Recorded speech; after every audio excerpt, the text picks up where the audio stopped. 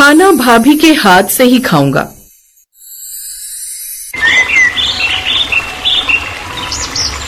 माँ, पापा, आप लोग हमें छोड़कर क्यों चले गए? अब हमारे पास कौन बचा है? माँ, वरुण को देखो, ये कितना डर गया। अब कौन हमारा ख्याल रखेगा? माँ, एक बार उठ जाओ ना माँ, प्लीज। भैया, मम्मी पापा बोल क्यों नहीं रहे? अब अगर मैं आपसे लड़ूंगा तो मम्मी आपको डांटेंगी नहीं। पापा देखो ना, मम्मी उठ नहीं रही। विवेक पागलों की तरह रोए जा रहा था। तभी उनकी पड़ोसन कुंती आंटी दौड़कर आई। विवेक बेटा, होश में आ। देख, अगर तू ऐसे टूट जाएगा तो इस 6 साल के बच्चे को कौन संभालेगा? आज से तू ही इसकी माँ है और तू ही इसका बाप। तुझे इसके लिए पत्थर बनना पड़ेगा। हिम्मत जुटा बेटा, अब समय निकलता जा रहा है। अपने माँ बाप को मुखाग्नि दे ताकि उन्हें शांति मिले। पड़ोसन की ये बात सुनकर विवेक हिम्मत दिखाता है। 17 साल के विवेक ने कांपते हाथों से अपने माँ बाप का अंतिम संस्कार किया।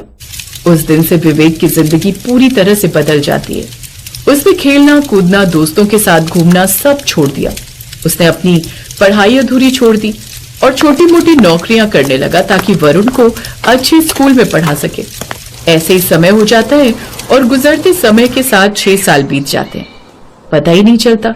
अब विवेक 23 साल का जवान लड़का था और वरुण 12 साल का। विवेक की मेहनत रंग लाई थी और अब वो एक बड़ी कंपनी में मैनेजर बन चुका था।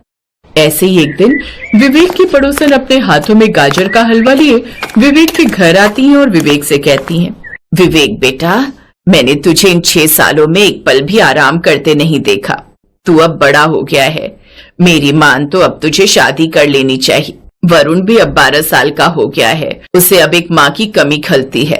अगर घर में भाभी आ जाएगी तो वो वरुण को माँ जैसा प्यार देगी और घर भी संभल जाएगा। लेकिन आंटी जी, अभी मेरा पूरा ध्यान वरुण के करियर पर है। शादी करके क्या होगा?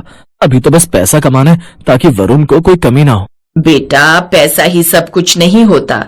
वरुण को एक औरत की ममता चाहिए। और देख, अब मेरा बेटा यहाँ से ट्रांसफर होकर दूसरे शहर जा रहा है तो मुझे भी जाना पड़ेगा।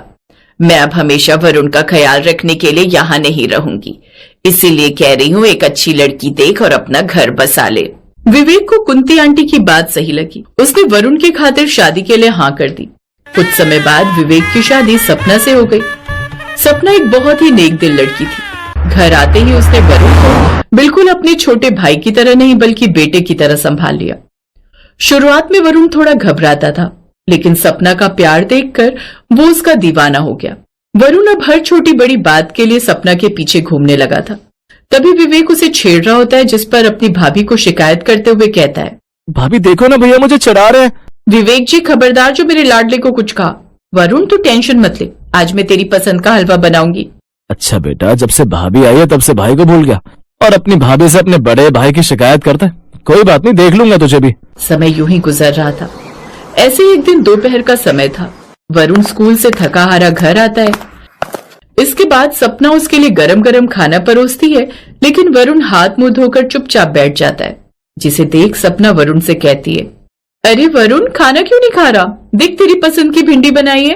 भाभी, मैं खुद से नहीं खाऊंगा जब तक आप अपने हाथ से निवाला तोड़कर मेरे मुंह में नहीं डालेंगी। मैं एक दाना भी नहीं चखूंगा। अच्छा बाबा, ठीक है, मेरा बेटा बड़ा हो गया है, पर अभी भी बच्चा ही है। चल मुंह खोल।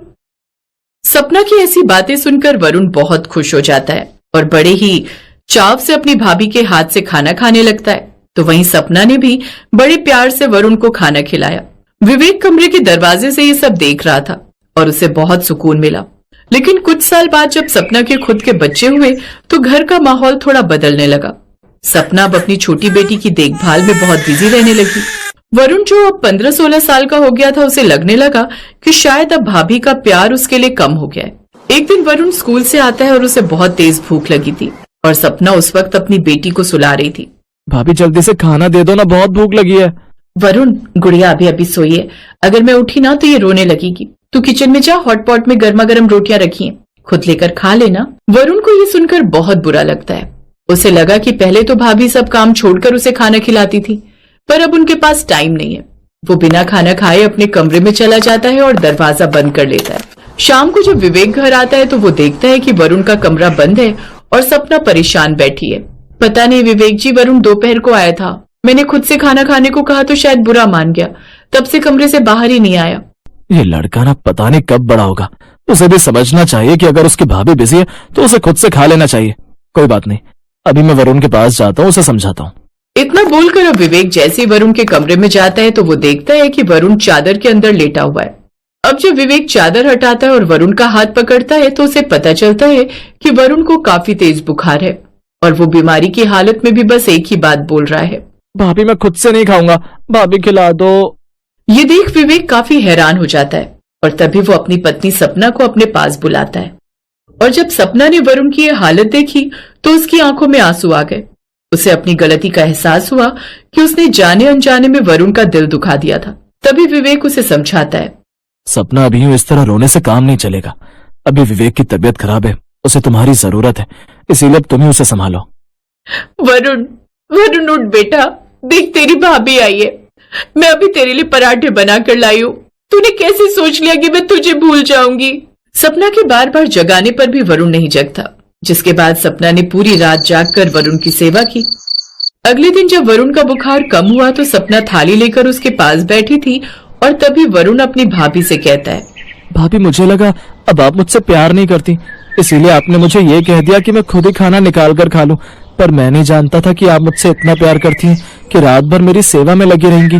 सच बताऊं तो जब से माता पिता गए तब से भाई ने मेरी देखरेख करी है, लेकिन तब भी मुझे माँ की जरूरत थी और जब आप आई तो आपने माँ की कमी पूरी कर दी। चुप कर पागल, तू मेरा सबसे बड़ा बेटा है और हाँ, चाहे कुछ भी हो जाए मैं तुझे जितना प्यार करती थी उतना ही प्यार अभी भी करती हूँ और हमेशा करती रहूंगी। इसलिए ज्यादा मत सोचा कर। गुड़िया भी छोटी है इसलिए उसका ज्यादा ख्याल रखा जाता है, लेकिन प्यार तुझे मिलता है क्योंकि तू मेरा पहला और बड़ा बेटा है। भाभी की ऐसी बातें सुनकर वरुण की आंखें नम हो जाती हैं। थोड़ी देर बाद वरुण अपनी भाभी से कहता है, भाभी मैं चाहे कितना भी बड़ा हो जाऊं पर खाना तो मैं हमेशा आपके हाथ से खाऊंगा। मेरा यह हक कोई नहीं छीन सकता। पर हाँ, आप चाहे कितनी भी बिजी रहो, आप मुझे खाना खिलाकर ही रहोगी, बस बात खत्म।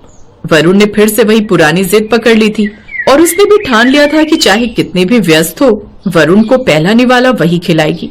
उस दिन से वरुण और भाभी का रिश्ता और भी गहरा हो गया।